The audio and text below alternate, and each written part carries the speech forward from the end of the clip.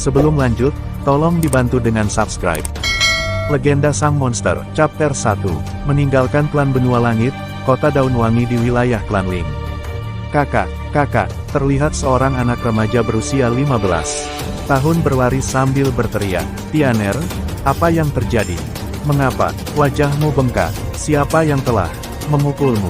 Tanya seorang pemuda yang langsung datang menghampiri dan memeriksa tubuh anak remaja tersebut.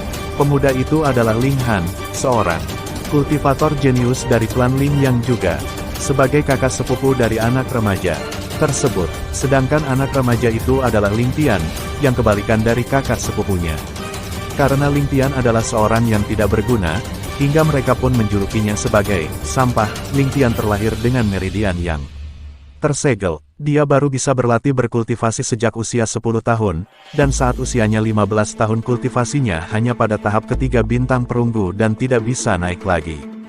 Sedangkan anak-anak normal lainnya mulai berlatih berkultivasi sejak usia 7 tahun, dan untuk para jenius akan mulai berlatih berkultivasi sejak usia 5 tahun. Untuk anak-anak normal yang sebaya dengan Ling Tian, kultivasi mereka sekarang berada pada tahap ke-8, bintang perunggu. Tetapi bagi mereka yang terlahir dengan bakat yang sangat tinggi, kultivasi mereka sekarang berada pada tahap pertama bintang perak. Hampir 2 kali lipat dari tingkat kultivasi Ling Tian.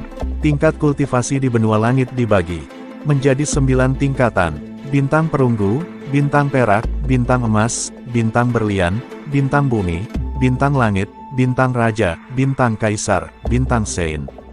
Dan untuk tiap-tiap tingkatan itu juga dibagi 9 tahapan. Namun, sejak berakhirnya era kehancuran ratusan ribu tahun yang lalu, tidak ada lagi satu orang pun di Benua Langit yang mampu menjadi seorang saint. Aku dipukuli oleh Jiang Feng dan teman-temannya karena dia melihatku berjalan bersama Nona Wang saat berada di pasar. Katanya sampah sepertiku tidak pantas berdekatan dengan Nona Wang, kata Ling Tian sambil meringis kesakitan. Memegang wajahnya yang bengkak, Ling Han yang mendengarnya langsung geram. Dia paling tidak suka kalau adik sepupunya ini dipanggil sebagai sampah. Ling Han pun bergegas ke pasar untuk mencari Jiang Feng. Sesampainya di pasar, Ling Han melihat Jiang Feng bersama anak-anak klan Jiang lainnya sedang berjalan keluar dari sebuah toko. Ling Han pun langsung menghalangi jalan mereka. "Mengapa kamu memukuli adikku? Apakah salah kalau dia berteman dengan Nona Wang? Sekarang, berikan penjelasan kepadaku." Semua orang telah mengetahui kalau aku terikat perjodohan dengan Wang Bing, tetapi adikmu itu malah mendekatinya. Aku memukulinya untuk memperingatkan dirinya supaya menjauh dari Wang Bing, jawab Jiang Feng sambil mendengus. Baiklah, kalau memang seperti itu, aku juga akan memperingatkan kalian semua untuk tidak menyentuh adikku lagi. Setelah mengatakan hal itu, tanpa basa-basi lagi Ling Han langsung menerjang Jiang Feng dengan tinjunya. Anak-anak klan Jiang lainnya mencoba menghalangi pukulan dari Ling Han, tetapi mereka semua terpental sejauh 3 meter. Pukulan yang mengandung energi ki tahap ketiga bintang perak bukan tandingan mereka. Jiang Feng juga mencoba menghindari pukulan dari Ling Han, tetapi dengan kecepatan yang ditunjukkan oleh Ling Han, usahanya sia-sia saja. Kultivasi Jiang Feng juga berada pada tingkat bintang perak, hanya saja dia berada satu tingkat di bawah Ling Han yaitu tahap kedua bintang perak. Perbedaan pada setiap tahapan seperti langit dan bumi, dan juga tergantung pada keahlian atau teknik bertarung masing-masing kultivator. Dalam sekejap saja, Jiang Feng dan semua pengikutnya terbaring di tanah dengan keadaan babak belur. Orang-orang yang melihat kejadian itu tidak berani untuk ikut campur walaupun mungkin tingkat kultivasi mereka berada di atas Ling Han. Karena mereka semua mengetahui bahwa Ling Han adalah jenius yang dikembangkan khusus oleh klan Ling. Berbeda dengan Ling Tian yang hidupnya penuh dengan cacian dan hinaan, bahkan di klannya sendiri dia diucilkan. Setelah puas menghajar Jiang Feng dan semua pengikutnya, Ling Han pun melangkah kembali ke kediaman klan Ling. Dia juga kembali memeriksa luka-luka yang dialami oleh Ling Tian, dan segera memberikannya pil penyembuh. Klan Ling telah memberhentikan sumber daya seperti pil untuk Ling Tian. Sebab, orang-orang di klan Ling berpikir bahwa semua sumber daya itu hanya akan terbuang sia-sia bila diberikan kepada Ling Tian. Jika Ling Tian ingin memenuhi semua kebutuhannya, dia harus mencari sumber dayanya sendiri. Untungnya, Ada Ling Han yang selalu menyisihkan sebagian sumber dayanya untuk Ling Tian. Karena meridiannya tersegel, semua khasiat pil yang dipakai untuk berkultivasi tertinggal di dalam dantiannya dan tidak mampu lagi mengalir melewati meridiannya. Inilah yang membuat Ling Tian berencana untuk meninggalkan klannya, sebab dia takut mengganggu kultivasi kakak sepupunya jika terus-menerus memberi sebagian sumber daya untuknya. 2 hari kemudian, Ling Tian telah sembuh dari luka-lukanya. Dia sudah memantapkan hatinya untuk pergi meninggalkan klannya. Di pagi hari, Ling Tian berpamitan kepada kedua orang tuanya dan mengatakan akan pergi bertualang untuk mencari sumber dayanya sendiri. Ayahnya bernama Ling Seng dan ibunya bernama Ling An. Kedudukan keluarga, mereka pun hanya biasa-biasa saja dalam klan. Jadi, Ling Tian pun hanya membawa sedikit pakaiannya dalam bungkusan kecil dan juga bekal seadanya untuk perjalanannya. Dengan berat hati, kedua orang tuanya itu mengizinkan Ling Tian untuk pergi bertualang. Mereka juga berpesan agar Ling Tian berhati-hati dalam perjalanannya. Baiklah, aku akan berangkat sekarang. Ayah dan ibu juga harus berhati-hati dan selalu jaga kesehatan.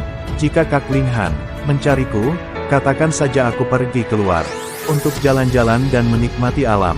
Ling Tian tenang.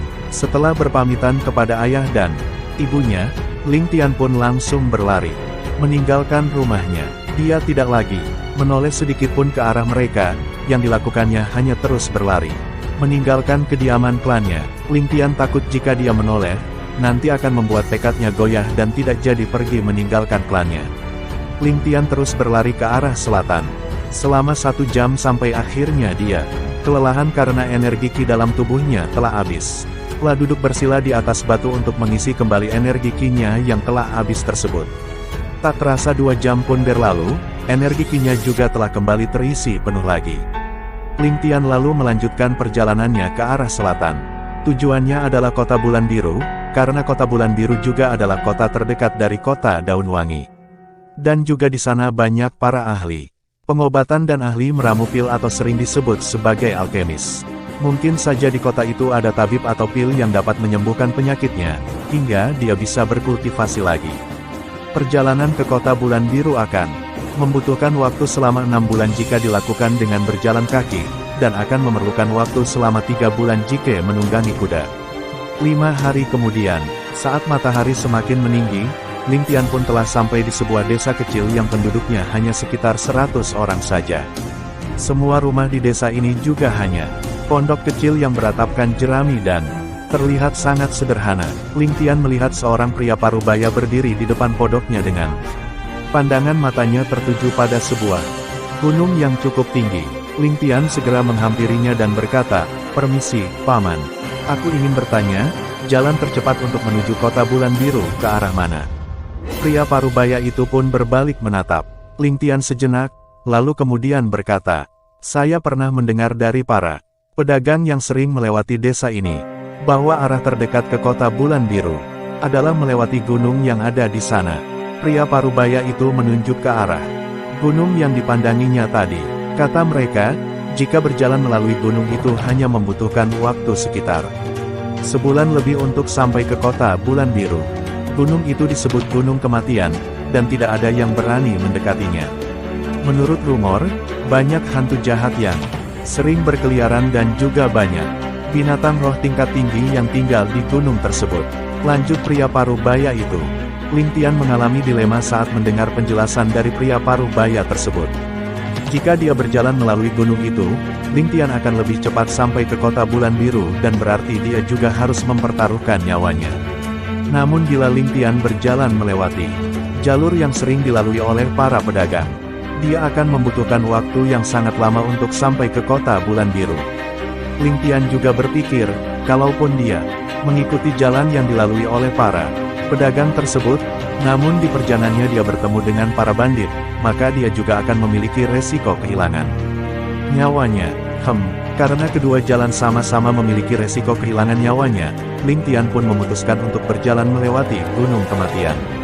"Terima kasih Paman, karena telah menjelaskan semuanya untukku.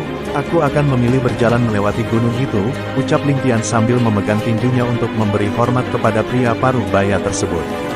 "Baiklah, karena kamu telah memutuskan pilihanmu, Aku hanya bisa mengatakan, berhati-hatilah. Lia, Paman, Ling Tian pun kemudian berjalan menuju ke arah Gunung Kematian. Matahari telah terbenam saat Ling Tian sampai di kaki gunung itu. Dia berencana untuk bermalam di tempat tersebut dan akan melanjutkan perjalanannya besok. Pagi Dantian adalah mengacu pada sesuatu di dalam tubuh, di mana seseorang terkonsentrasi tenaga dalam. Dantian bertempat 2-3 cm di bawah pusat meridian adalah jaringan pembuluh atau saluran dalam tubuh yang dilalui Ki. Kultivator adalah praktisi pendekar yang berlatih seni bela diri yang mistis, umumnya agar menjadi kuat dan juga untuk meningkatkan umur mereka. Kultivasi adalah tingkat kekuatan atau Ki yang dimiliki seorang praktisi pendekar. Bersambung.